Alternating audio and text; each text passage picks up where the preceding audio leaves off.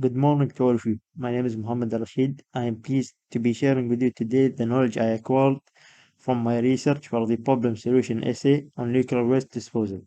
The title of my work is Nuclear Waste Disposal Issue and its Solutions.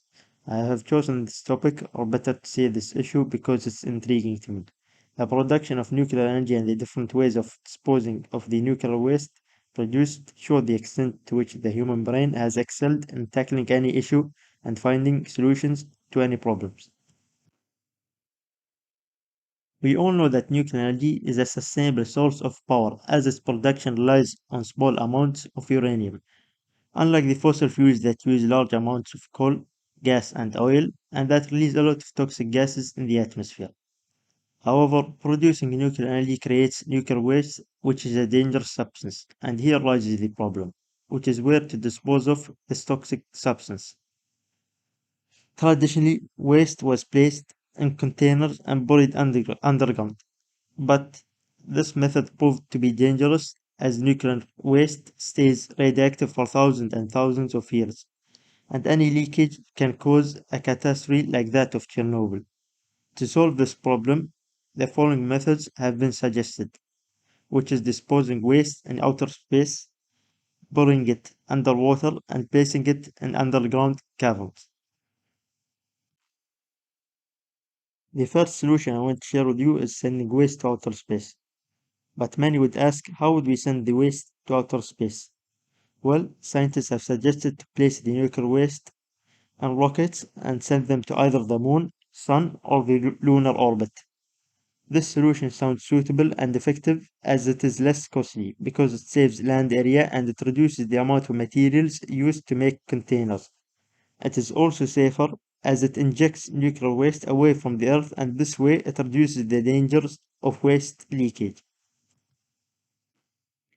A study by Wohlert in 1980 suggests that disposing radioactive waste into space will be achievable in 20 years, which would be in 2000.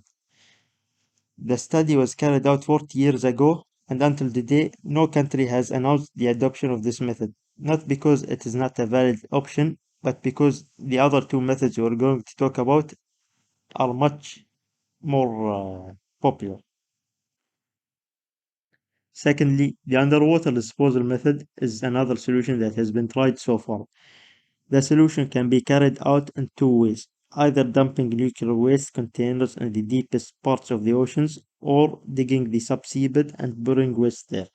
A study that was conducted in 2014 by Bala confirmed that oceans are deep and containers that are placed there would be soon covered by sediments. This makes this method safe as it isolates nuclear waste until it loses its radioactivity.